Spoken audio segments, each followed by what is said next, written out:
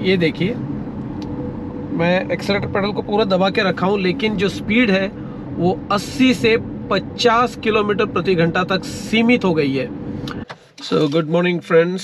सो आज हम लोग वापस शुरू करेंगे, टेस्ट को कंटिन्यू करेंगे। So yesterday we have stopped it at 50% of the battery percentage. तो लेवल 3 इकोनॉमी मोड 214 किलोमीटर का रेंज दिखा रहा है। 50% इज़ द बैटरी। 200% का डिस्टेंस हम कवर कर चुके हैं at an average of 124 watt hour per kilometre. So let's set go. आपको जल्दी से मैं ये ब्रीफ कर दूं कि आज का ये जो ड्राइव है 100 से 0% में actual range with defined condition of highway drive at 80 kmph in AC on with third level regen में पता लगाना है। और शुरुआती 100 से 50% पार्ट 1 में कवर कर चुका हूं, जिसका लिंक अभी ऊपर डिस्प्ले भी हो रहा है। 300 किलोमीटर का आंकड़ा हमने पार कर लिया है विथ रेंज रिमेनिंग 106, यानी इस वक्त टोटल 406 किलोमीटर का रेंज दिखता बन रहा है with an average energy consumption of 128 watt hour per kilometre और 28% battery still remaining. To get the best range, अगर आपका ये ड्राइव लाइन ब्लू लाइन के साथ जितना देर तक चिपक के चलता रहेगा, आपका AC उतना ही लो रहेगा और आपको बेटर रेंज मिलेगा।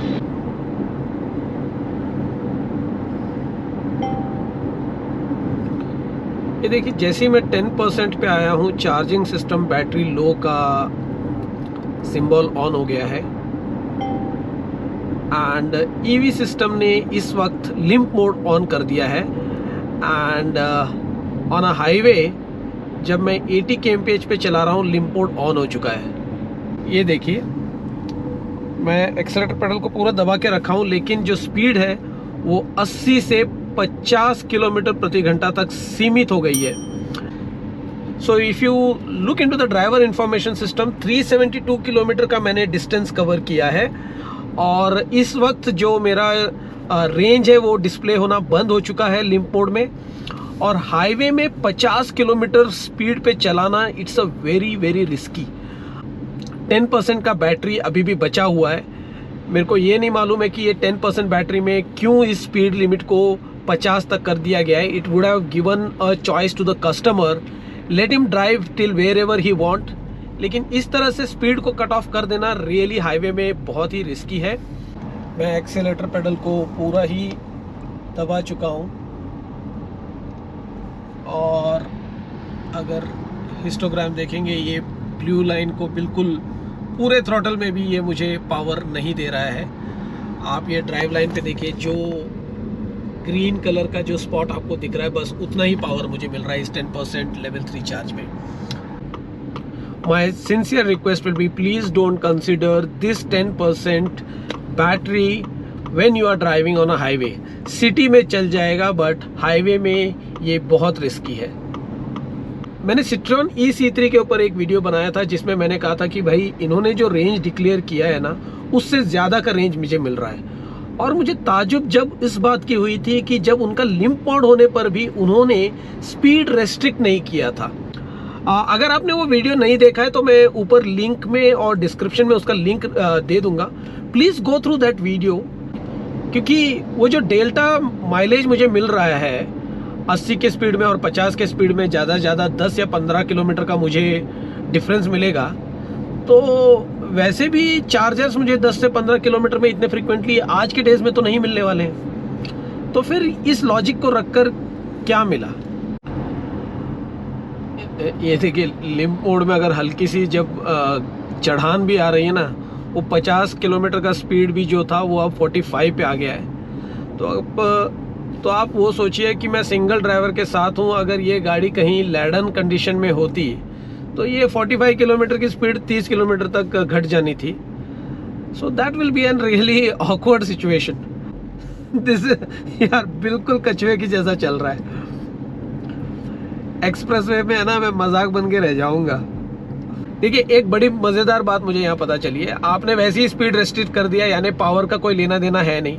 तो मैं इकोनॉमी मोड में चला रहा हूँ। मैंने स्पोर्ट्स मोड एक्टिवेट किया है तो स्पोर्ट्स मोड बिल्कुल डीएक्टिवेट है, मतलब कोई मतलब है नहीं स्पोर्ट्स मोड में चलाने का।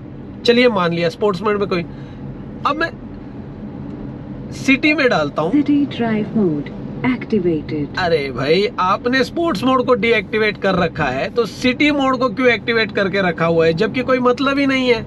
आप इकोनॉमी से भी माइनस इकोनॉमी में चला रहे हो गाड़ी को, तो आप जब स्पोर्ट्स मोड को डीएक्टिवेट किया है यार, वैसी सिटी को भी डीएक्टिवेट कर दो, क्या फर्क पड़ता है। Why you are enabling city mode and you have deactivated sports mode. यार सच्ची में यार, करना तो दोनों ही कर देते यार, ना करते तो नहीं करते, वैसे भी क्या फर्क पड़ रहा था। आप 50 के ऊपर तो वैसे भी नहीं चला पा रहे हो। Good one, good strategy. मुझे हंसी आ रही है, मतलब आपने सिटी मोड को एक्टिवेट कर रखा है जैसे आप मुझे बहुत पावर दे रहे हो, और स्पोर्ट्स मोड को डीएक्टिवेट रखा है जैसे आप उधर पे मुझे पावर देने वाले थे। कमाल है यार। इस सिचुएशन में आपको क्या लगता है, मेरे को ये सारी स्ट्रेटेजीज के बारे में आप लोगों का क्या विचार है, please put it on the comment box. और सिट्रोन EC3 वाला वीडियो भी जरूर देख कर आइएगा ये वीडियो देखने के बाद, तब आप मुझे कमेंट करके बताइए कि किसकी स्ट्रेटेजी बेहतर है। देखिए जब तक हम लोग ये बताएंगे नहीं कि कौन सी स्ट्रेटेजी कस्टमर के लिए यूजफुल है, तब तक OEM अपनी मनमर्जी करता रहेगा। तो let us put our voice in this. यार सभी गाड़ियों को मैं ना आगे बढ़ते हुए देख रहा हूँ, जिंदगी में भी ऐसी ना हो जाए कि सब मेरे से आगे चले जाएं। ऐसा क्यों लग रहा है कि जिंदगी बहुत स्लो हो गई है और सब मुझे पीछे छोड़ते हुए जा रहे हैं। See we have achieved the 400 kilometres of distance with an average energy consumption of 126 watt hour per kilometer और 5% बैटरी इस वक्त दिखा रहा है, और जो बैटरी चाइम है इस 5% के बाद कंटिन्यूसली बज रहा है।